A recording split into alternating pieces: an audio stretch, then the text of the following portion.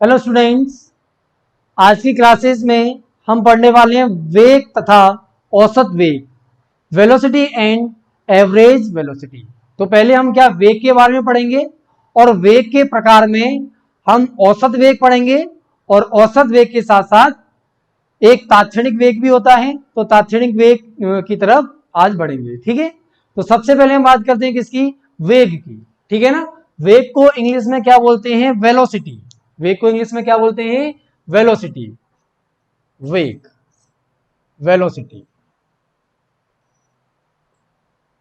ठीक है, वेग को किस तरह से परिभाषित किया गया है, जैसे हमें पता है चाल होता है दूरी बटे समय, ऐसे ही वेग होता है क्या, विस्थापन बटे समय। चाल को हम लिखते थे एकांक समय में तय की गई दूरी को चाल कहते हैं, ऐसे यहां पे हम कहेंगे एकांक समय में तय किए गए विस्थापन को वेग कहते हैं। क्या परिभाषा लिखेंगे, एकांक समय में, एकांक समय में तय किए गए विस्थापन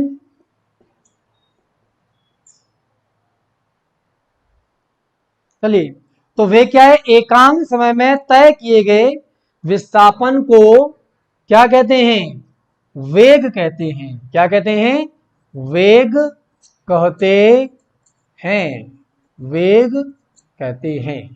एकांक समय में तय किए गए विस्थापन को वेग कहते हैं। जैसे हमने चाल की परिभाषा पढ़ी थी, एकांक समय में तय की गई दूरी को हम क्या कहते थे, चाल कहते थे। ऐसे एकांक समय में तय किए गए विस्थापन को वेग कहते हैं। जैसे चाल का सूत्र है चाल बराबर दूरी बटे समय, इसी प्रकार वेग का सूत्र क्या है, वेग बराबर विस्थापन बटे समय। वेग बराबर विस्थापन बटे समय, वेग बराबर विस्थापन बटे समय। हमें पता है कि विस्थापन कैसी राशि है, विस्थापन सदिश राशि है। ठीक है ना, विस्थापन सदिश राशि है तो वेग भी कैसी राशि है, सदिश। ठीक है, तो यहां पे अगला पॉइंट लिखते हैं, ये तो वेग का सूत्र हो गया, वेग बराबर विस्थापन बटे समय। इसके बाद हम लिखेंगे वेग एक सदिश राशि है, वेग एक सदिश राशि है, वेग एक सदिश राशि है। अब यहां पर हम वेग का क्या निकालेंगे, एस आई मात्रक। ठीक है ना, तो देखो वेग का एस आई मात्रक, तो वेग को हम किसमें निरूपित करते हैं, विस्थापन मतलब दूरी, दूरी का एसआई मात्रक मीटर, समय, समय का एसआई मात्रक सेकंड। तो वेग का जो एसआई मात्रक होता है वह होता है मीटर प्रति सेकंड। वेग का एसआई मात्रक होता है मीटर प्रति सेकंड। ऐसे अगर हम देखेंगे सीजीएस मात्रक, तो इसका सीजीएस मात्रक होता है सेंटीमीटर प्रति सेकंड। वेग एक सदिश राशि है, इसका एसआई मात्रक मीटर प्रति सेकंड होता है और इसका सीजीएस मात्रक सेंटीमीटर प्रति सेकंड होता है। इसके साथ साथ हमने जब विस्थापन की जब गुण पढ़े थे, विस्थापन के जब गुण पढ़ रहे थे तो हमने विस्थापन में समझा था कि विस्थापन एक सदिश राशि है, अर्थात विस्थापन ऋणात्मक, धनात्मक अथवा शून्य हो सकती है। इसी प्रकार जब विस्थापन ऋणात्मक, धनात्मक अथवा शून्य हो सकता है तो वेग भी ऋणात्मक, धनात्मक अथवा शून्य हो सकता है। तो यहां पर अगली प्रॉपर्टी क्या लिखेंगे, गतिशील कण के लिए किसी गतिशील कण के लिए वेग धनात्मक, ऋणात्मक अथवा शून्य हो सकता है। ठीक है ना, मान लेते हैं एक कोई कार है, वह घर से चली और मान लेते घूम घाम के फिर दोबारा घर पर आ गई, तो क्या उसका विस्थापन शून्य हो गया, विस्थापन शून्य हो गया तो उसका वेग भी शून्य हो जाएगा। ठीक है, तो किसी गतिशील कण के लिए वेग धनात्मक, ऋणात्मक अथवा शून्य हो सकता है। वेग सदिश राशि है तो सदिश धनात्मक भी हो सकती है, ऋणात्मक भी हो सकती है, और अगर विस्थापन शून्य है तो वेग शून्य भी हो सकता है। ठीक है, तो यहां तक हमने वेग को परिभाषित किया।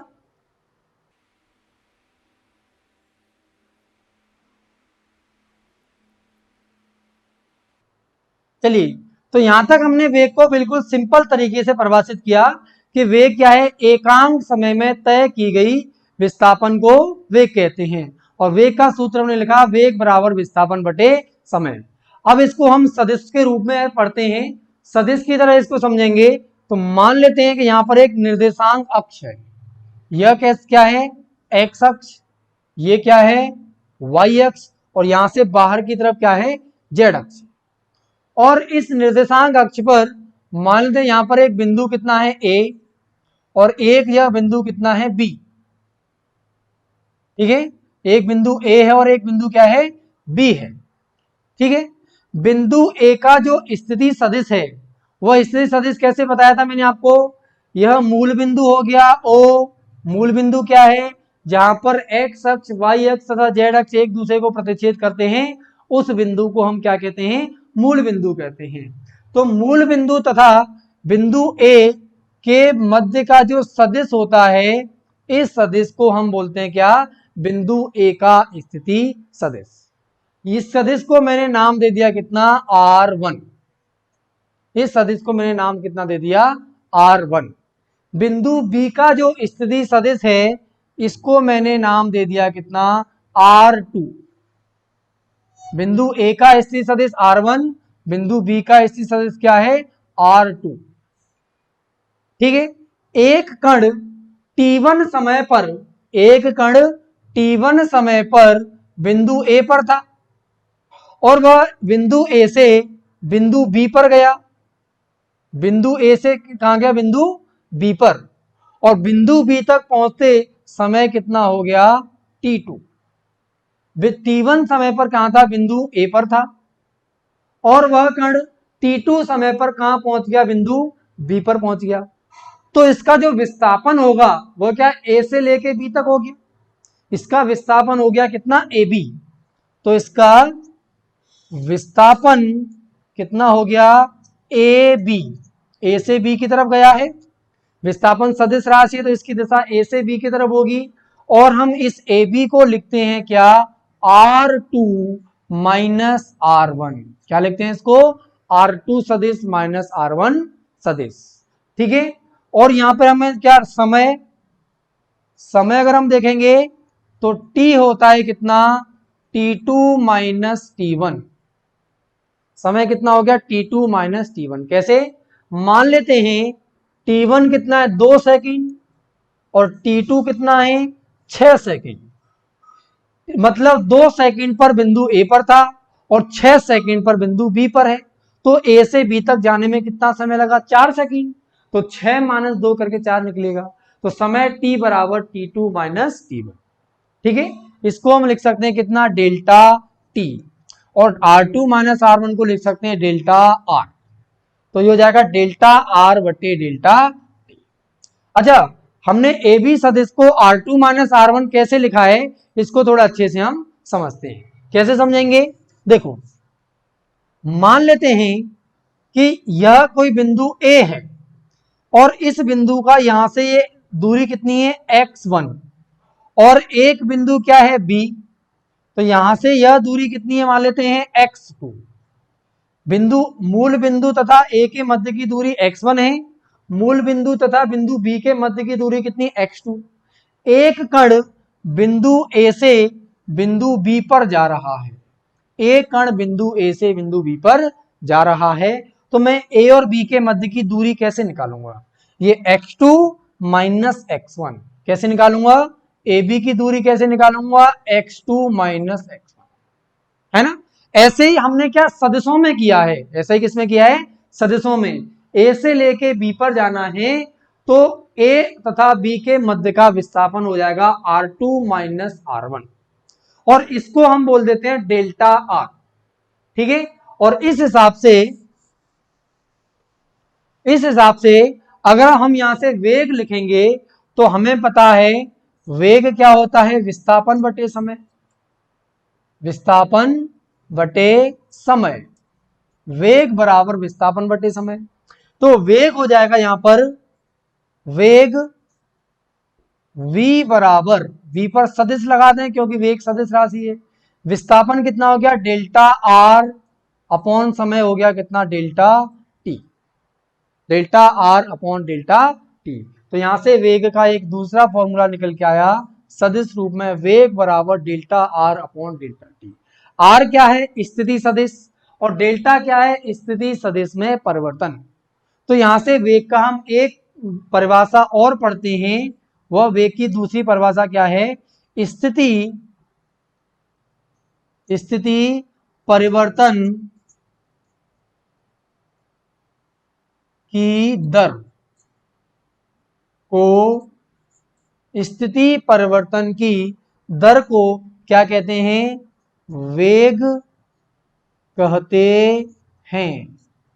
स्थिति परिवर्तन की दर को वेग कहते हैं, या एकांक समय में किसी कण की स्थिति परिवर्तन को हम क्या कहेंगे, वेग कहेंगे। एकांक समय में किसी कण की स्थिति में परिवर्तन को हम क्या कहेंगे, वेग कहेंगे। ठीक है, तो यहाँ पर वेग की दूसरी परिभाषा, स्थिति परिवर्तन की दर को क्या कहते हैं, वेग कहते हैं, तथा स्थिति परिवर्तन को क्या कहते हैं, स्थिति परिवर्तन कितना, डेल्टा आर, यह क्या है, विस्थापन है। डेल्टा आर मतलब स्थिति परिवर्तन क्या है, विस्थापन, और विस्थापन परिवर्तन की दर को क्या कहते हैं, वेग कहते हैं। मतलब स्थिति परिवर्तन की दर को वेग कहा जाता है। चलिए आगे चलते हैं।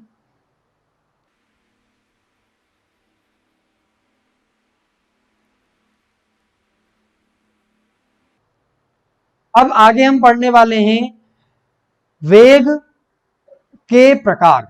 क्या पढ़ने वाले हैं, अब हम आगे पढ़ने वाले हैं वेग के प्रकार। ठीक है, वेग के प्रकार, वेग के प्रकार को बोलते हैं टाइप्स ऑफ वेलोसिटी। वेग को क्या बोलते हैं अंग्रेजी में, वेलोसिटी, प्रकार को बोलते हैं टाइप्स। वेग के प्रकार मतलब टाइप्स ऑफ वेलोसिटी। तो सबसे पहले हम पढ़ने वाले हैं क्या, औसत वेग। क्या पढ़ेंगे, औसत वेग, औसत वेग, इसको बोलते हैं एवरेज वेलोसिटी।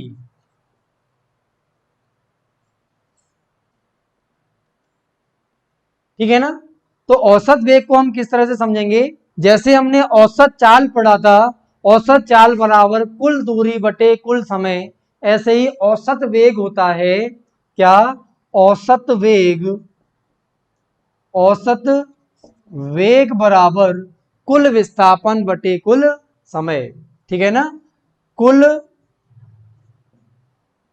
तय विस्थापन, कुल तय किया गया विस्थापन, कुल तय विस्थापन अपॉन कुल समय, कुल लगा समय। ठीक है ना, जैसे हमने औसत चाल पढ़ा था कुल दूरी बटे कुल समय, ऐसे हमने औसत वेग पढ़ा कुल तय विस्थापन बटे कुल लगा समय। अब यहां पर हम देखेंगे औसत वेग की परिभाषा कैसे लिखेंगे, कुल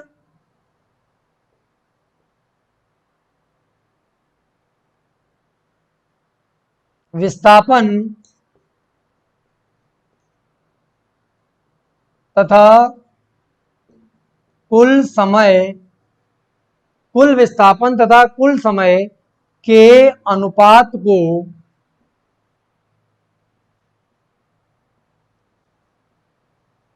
कुल विस्थापन तथा कुल समय के अनुपात को हम क्या कहते हैं, औसत वेग कहते हैं। औसत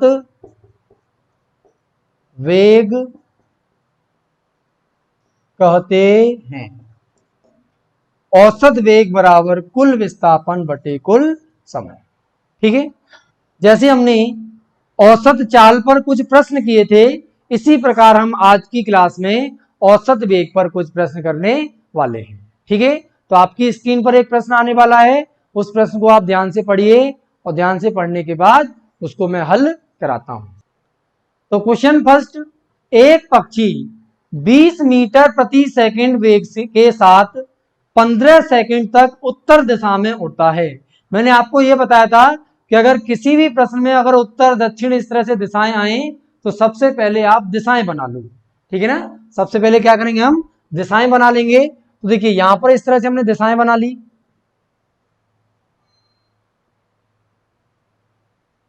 सबसे पहले हमने क्या किया, दिशाएं बना ली। इस दिशा में क्या है, पूर्व, ये क्या है पश्चिम, ऊपर क्या है उत्तर, और ये क्या है दक्षिण। पूर्व, पश्चिम, उत्तर तथा दक्षिण, इस तरह से हम दिशाएं बना लेते हैं। और दिया हुआ एक पक्षी 20 मीटर प्रति सेकंड वेग के साथ 15 सेकंड तक उत्तर दिशा में उड़ता है। ये को उसको थोड़ा बड़ा बना लेते हैं क्योंकि प्रश्न में इसका काम आएगा।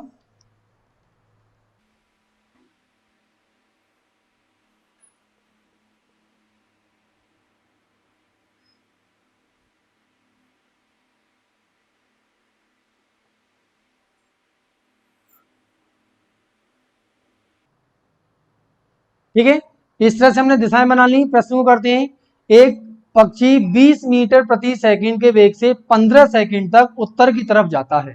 उत्तर मतलब ऊपर की तरफ जाता है, कितनी देर तक, 15 सेकंड तक। कितने वेग से, 20 मीटर प्रति सेकंड वेग से। तो v1 कितना है, 20 मीटर प्रति सेकंड, कहां तक, उत्तर की ओर, उत्तर की ओर। क्या वेग सदिश राशि है, हाँ वेग सदिश राशि है, इसलिए वेग में हमें परिमाण भी दिया है, परिमाण के साथ साथ दिशा भी दी है। कितने समय तक, 15 सेकंड तक। तो यहां पे लिखेंगे कितना, t1 कितना है, 15 सेकंड। t1 कितना है, 15 सेकंड। आगे दी गया है, यह 5 सेकंड के लिए रुकता है। तो v2 कितना है, 0। क्यों भाई, क्योंकि रुक गया है तो वेग कितना हो गया, 0। कितने समय तक, t2 बराबर 5 सेकंड। इसके आगे दिया हुआ है, तत्पश्चात 10 सेकंड तक 24 मीटर प्रति सेकंड वेग से दक्षिण दिशा में उड़ता है। किस दिशा में उड़ता है, दक्षिण दिशा में। v3 बराबर 24 मीटर प्रति सेकंड, किस दिशा में, दक्षिण की ओर। और हमारा जो समय है t2 का मान कितना है, 10 सेकंड। 10 सेकंड तक दक्षिण की ओर जाता है। हमें निकालना है पूरी उड़ान के दौरान औसत चाल व औसत वेग का परिमाण ज्ञात कीजिए। तो हम सबसे पहले औसत चाल निकालेंगे, औसत चाल के बाद औसत वेग निकालेंगे।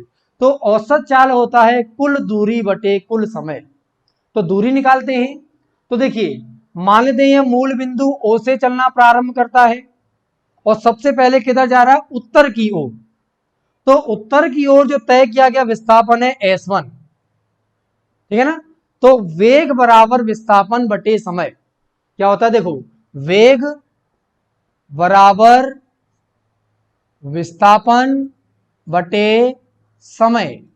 और यहां से अगर हम निकालेंगे विस्थापन, तो विस्थापन हो जाएगा वेग गुणा समय। विस्थापन हो जाएगा क्या, वेग गुणा समय, ठीक है। विस्थापन होता है वेग गुणा समय। तो हमने S1 विस्थापन निकाला, तो S1 विस्थापन निकल के आएगा 20 वेग गुणा समय। वेग कितना है 20, समय कितना है 15 सेकेंड, ठीक है ना। और वेग किधर है, उत्तर की ओर है, तो इसी दिशा में क्या हो जाएगा विस्थापन, उत्तर की ओर। तो यहां से S1 का मान निकल के आया 20 गुणा 15, 300 मीटर उत्तर की ओर, 300 मीटर उत्तर की ओर, ठीक है। तो हमें पता है विस्थापन बराबर वेग गुणा समय, और विस्थापन की दिशा वेग की ओर होगी। तो 300 मीटर यह किधर चला, उत्तर की ओर चला। फिर हम विस्थापन निकालेंगे कितना, S2, दूसरा वाला विस्थापन निकालेंगे। विस्थापन होता है वेग गुणा समय। वेग कितना है, v2 0 है और समय कितना है 5 सेकेंड। तो दूसरा विस्थापन क्या निकल के आएगा, 0। दूसरा विस्थापन कितना निकल के आएगा, 0। ऐसे हम बात करते हैं तीसरे विस्थापन के लिए, ठीक है। तीसरे विस्थापन की अगर हम बात करते हैं किसकी, S3, ठीक है ना। तो ये भी क्या जाएगा, वेग गुणा विस्थापन। तो v3 कितना है 24 मीटर प्रति सेकंड, समय कितना 10। तो 24 गुणा 10, 24 गुणा 10 किस दिशा में, दक्षिण की ओर, दक्षिण की ओर, दक्षिण की ओर। तो यहां से ये निकल के आएगा 24 गुणा 10, 240 मीटर दक्षिण की ओर। कितना निकल के आया, 240 मीटर दक्षिण की ओर। यह मान क्या निकल गया है, S3। अब इसको यहां पर बना लेते हैं। S1 कितना है, 300 मीटर उत्तर की ओर। मतलब पहले वह यहां से कहां गया,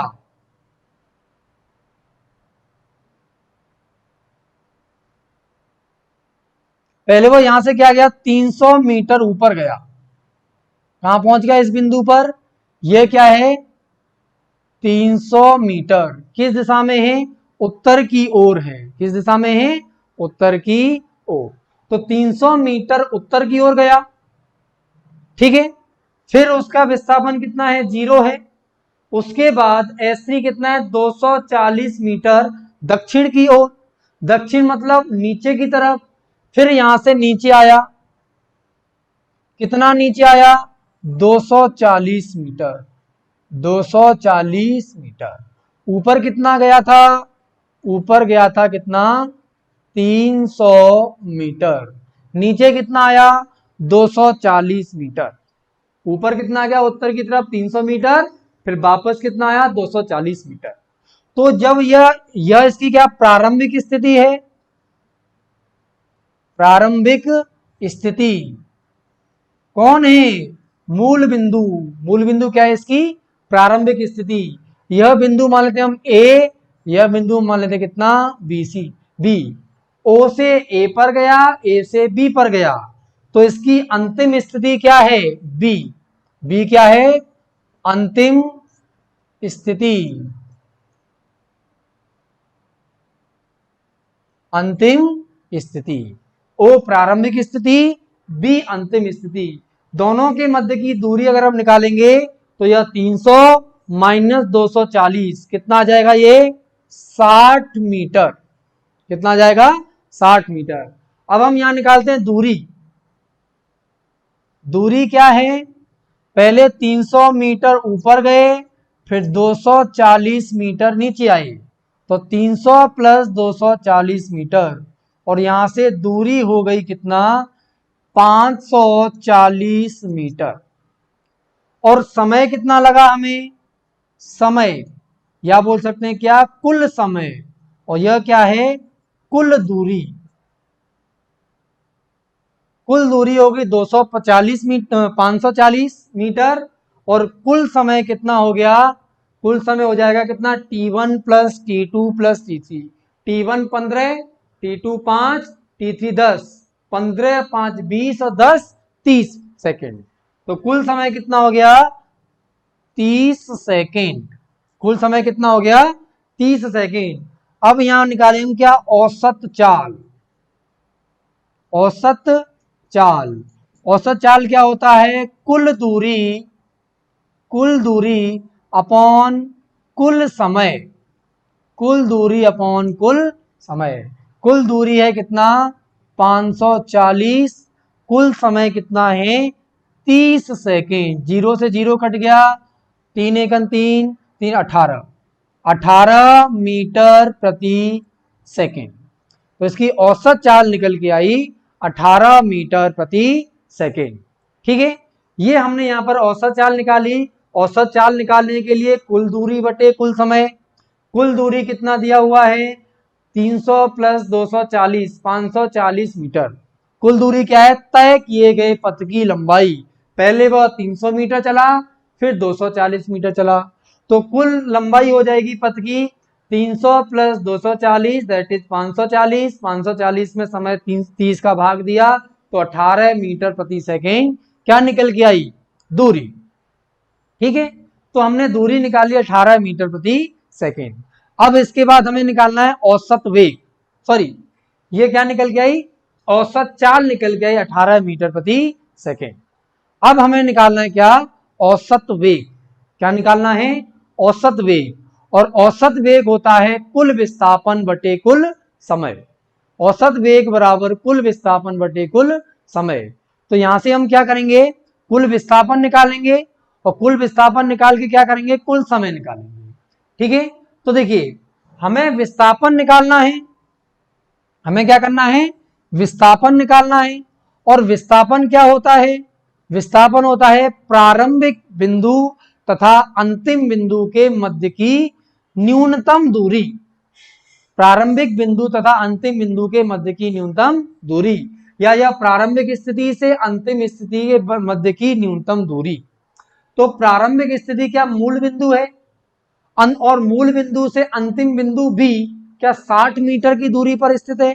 तो यहां से लिखेंगे विस्थापन कितना हो गया? विस्थापन बराबर कितना हो जाएगा? 300 माइनस 240 किधर? उत्तर की ओर। क्यों भाई? उत्तर की ओर हम 300 चले और दक्षिण की हम 240 चले, तो दक्षिण क्या उत्तर की विपरीत दिशा में है, इसलिए 240 से पहले माइनस आ गया। विस्थापन कैसी राशि है? सदिश राशि है, तो यहां हम दिशा का भी ज्ञान रखेंगे। तो 300 मीटर उत्तर की तरफ गए तो उत्तर की ओर 300 धनात्मक, और दक्षिण की तरफ आए मतलब उत्तर के विपरीत है तो माइनस के 240। तो ये हो जाएगा कितना? 60 मीटर उत्तर की ओर।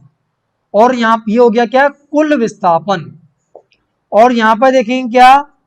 कुल समय। कुल समय कितना है? पहले कितना? 15 second plus 5 second plus 10 second, तो ये हो गया कितना? 15 5 20 और 10 30 सेकेंड। कितना हो गया? 30 सेकेंड। इसके बाद हम देखेंगे औसत वेग। क्या निकालेंगे? औसत वेग। औसत वेग। औसत वेग बराबर कुल विस्थापन बटे कुल समय। यहां लिखेंगे क्या? कुल विस्थापन बटे कुल समय। कुल विस्थापन बटे कुल समय। कुल विस्थापन कितना? 60 मीटर उत्तर की ओर। उत्तर की ओर। और समय कितना है? समय कितना? 30 सेकेंड। समय कितना दिया हुआ है? 30 सेकेंड। कुछ बच्चों को दिखाई नहीं दे रहा तो इसको थोड़ा सा ऊपर कर लेते हैं। तो यहां से औसत वेग हो जाएगा कुल विस्थापन बटे कुल समय। विस्थापन कितना दिया है? 60 मीटर उत्तर की ओर, और समय कितना दिया है? 30 सेकेंड। तो यहां से औसत वेग निकल के आएगा 60 बटे 30, 2 मीटर प्रति सेकेंड उत्तर की ओर। तो इसका औसत वेग निकल के आया 2 मीटर प्रति सेकेंड।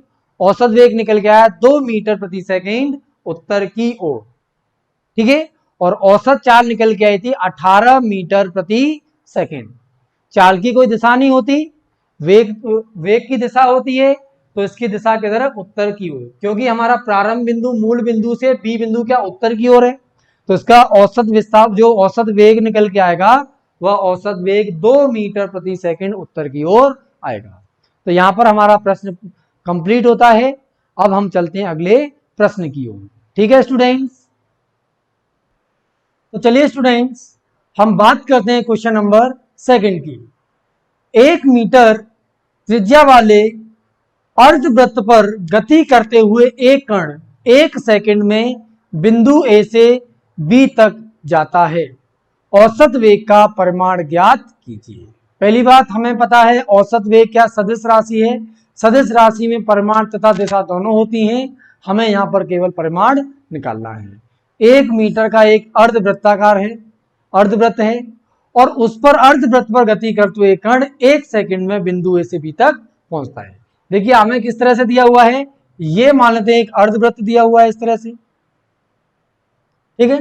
इस अर्धवृत्त में यह मान लेते हैं बिंदु क्या है ए, और यह बिंदु क्या है, बिंदु बी, ठीक है। और इस अर्धवृत्त की त्रिज्या दे रखी है कितना, 1 मीटर। यह मान लेते हैं इसका केंद्र बिंदु O है, ठीक है ना। तो केंद्र बिंदु अगर ये O है तो ए बी क्या व्यास हो जाएगा, इसकी यह त्रिज्या r कितनी है, r बराबर 1 मीटर। केंद्र तथा परिधि के मध्य की दूरी त्रिज्या r बराबर 1 मीटर, और यहां पर भी देखेंगे r बराबर कितना हो गया, 1 मीटर।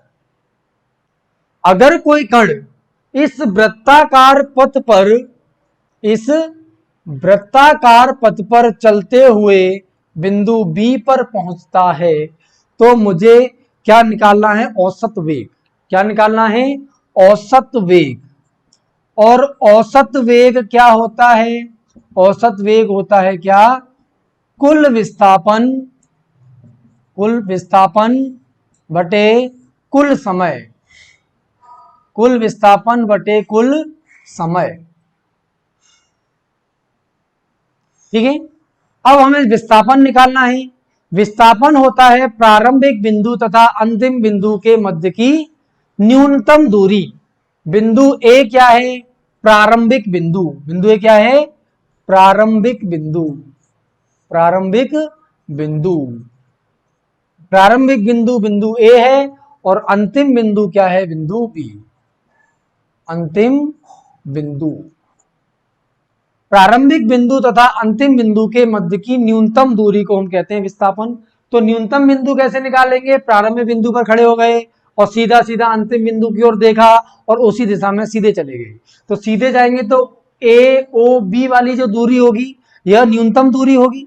हालांकि जो कण है वह इस वृत्ताकार पथ पर चला है, लेकिन प्रारंभिक बिंदु तथा अंतिम बिंदु के मध्य की न्यूनतम दूरी क्या है, ए ओ बी, और यह आर, और आर कितना हो गया, 2r। तो यहां से विस्थापन हो जाएगा, विस्थापन का अगर हम परिमाण देखें तो जाएगा 2r, मतलब 2 गुणा 1 मीटर बराबर 2 मीटर। और समय हमें कितना दिया है, 1 सेकंड। 1 सेकंड में बिंदु ए से बिंदु बी तक जाता है। तो यहां से औसत वेग निकालेंगे, औसत वेग का परिमाण निकालेंगे तो कुल विस्थापन का परिमाण बटे कुल समय। कुल विस्थापन का परिमाण कितना है, 2, और समय कितना है, 1। तो ये हो जाए कितना, 2 मीटर प्रति सेकंड। औसत वेग का परिमाण हो जाएगा 2 मीटर प्रति सेकंड। चलिए स्टूडेंट्स, अब हम प्रश्न नंबर 3 को हल करते हैं।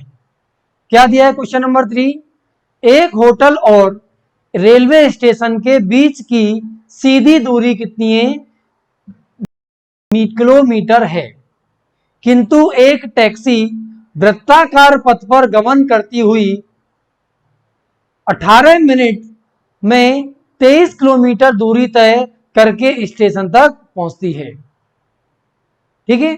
औसत चाल एवं औसत वेग का परिमाण ज्ञात कीजिए, ठीक है।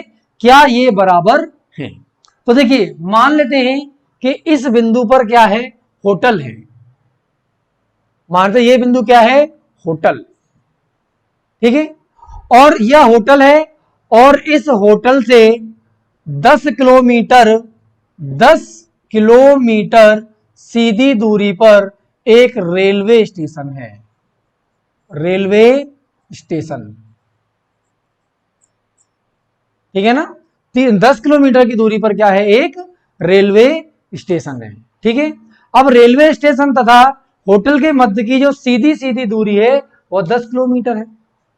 एक जो टैक्सी है वह वृत्ताकार पथ पर गमन करती हुई 28 मिनट में 23 किलोमीटर दूरी तय करके वह स्टेशन तक पहुंच जाती है।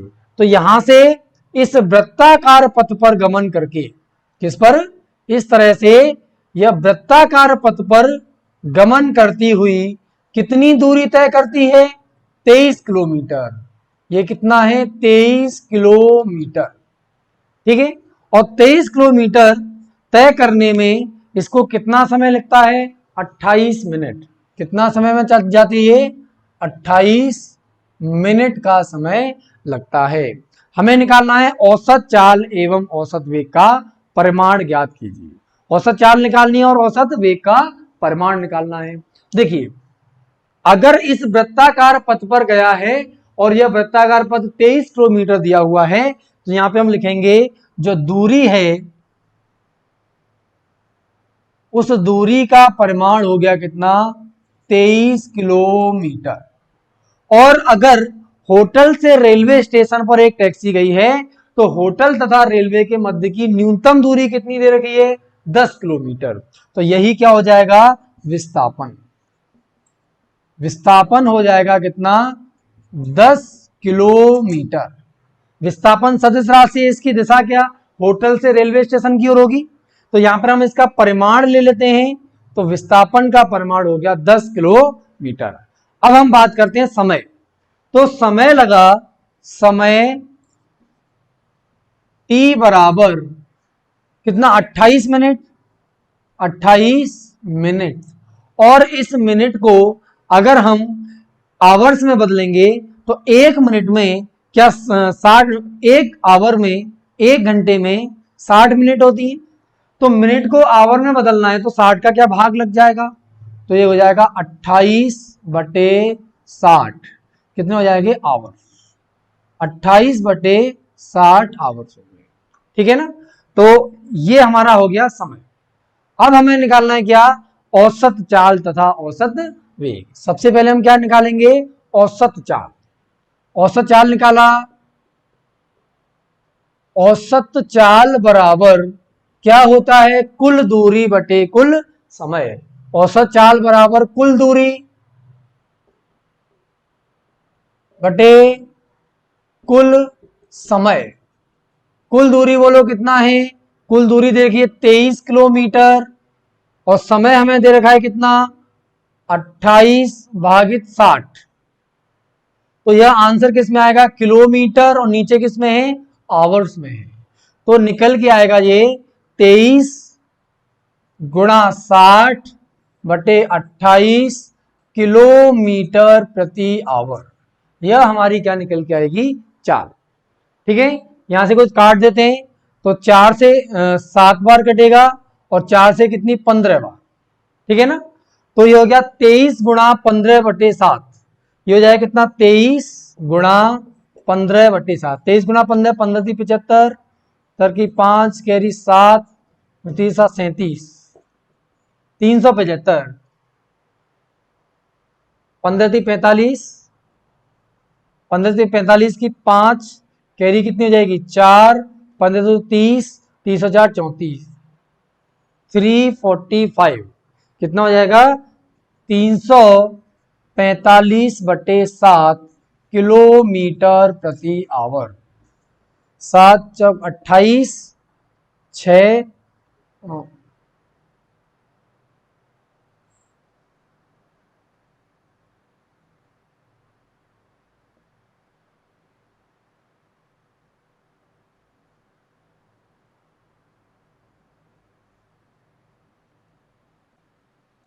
तो ये हमारा मान निकल के आएगा कितना, 49.28, 49.28 किलोमीटर प्रति आवर। ये हमने क्या निकाल ली, चाल।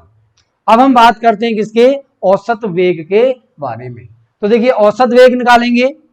औसत वेग का सूत्र क्या है, औसत वेग होता है कुल विस्थापन बटे कुल समय।